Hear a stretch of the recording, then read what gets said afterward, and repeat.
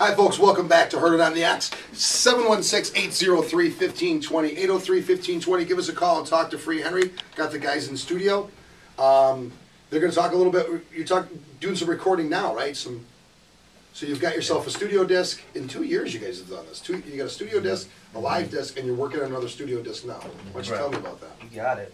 We are currently in the studio at GCR, and yeah, we're recording a new full-length album, and we're just putting a lot more time and effort, I guess, into this one. I mean, the other one's great, and it's awesome. At this one, you know, we've been around a little longer, have a lot more songs that we want to show everybody. So, who does most of the writing? Do all you guys write, or?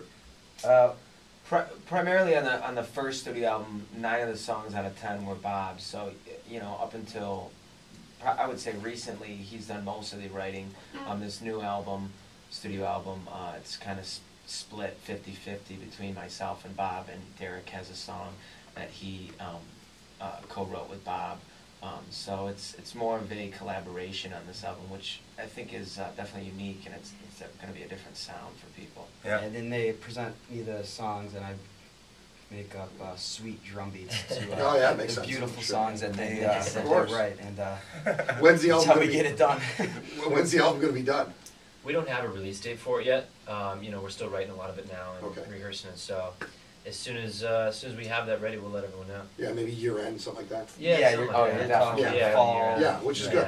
Which is good. We're doing it. You know, we really want to make sure it's perfect and exactly how we want it. So we're not in any rush. Well, you're getting more experience doing it too. So that's the thing. I mean, all of us, you know, if you've done any recording, the first thing that you've done, you don't want to, you know, after a few of doing them, you listen to the first stuff that you've done and you think, oh my God, what was I thinking? I don't even want to tell you. Very quick story. I had a band when I was much younger, and I wrote a song when I was 14. And some guys that I was playing with back then actually re-recorded the song that I wrote when I was 14 and posted it on iTunes and everything as their own song. And I had to get my publicist involved and everything else. What it came down to was hilarious, because I had to be just moderately. I had to be a little like sharp-tongued about it, and I told him, I said, "There's a line in the song, I ride around town alone and something reminds me of you." And I go, "It was on a BMX." Write your own song. It's a 3-chord song. So, man, I told him, you know, sometimes even in the recording process, you get more comfortable. You get more comfortable in the studio. You get more comfortable with engineering. You know, so the first time you're in there, you're maybe afraid to ask some stuff, afraid to you talk about what you really want to talk about. Where the second couple times you realize, wow, you know, this is kind of what I want now. So you get more of your own identity out, which is great. Definitely. You got more road experience now too. You're saying you guys are branching out, not just the Buffalo area. You guys said New York City and going all around the state now. We've been to New York twice. We've been to Albany, Rochester. Albany, Rochester, New York. Oh, and Hoboken, New Jersey. New Jersey. Yeah, we're trying to hit up New York State right now, and you know, tour through New York, then hopefully get down to Pittsburgh. Hopefully the world, and you know. This is our first goal. This is our first. Besides being home, who gave you the best? What city of the cities that you guys have played? What did you like the best? Albany. Yeah. Albany, Albany was great. Yeah, we heard bad things about Albany music scene, but we went and we played a festival there, and it was packed, and people were loving it, dancing. Albany's an interesting city too, because it's not a huge city, but it's all government jobs where they make a decent amount of money there. So it's an upper income city. Yeah. I've spent some time there myself too, and it's not weird, it's different. Mm-hmm. You know, New York City I find sometimes to be disappointing, and I've talked about this. Kim and I were just there in October.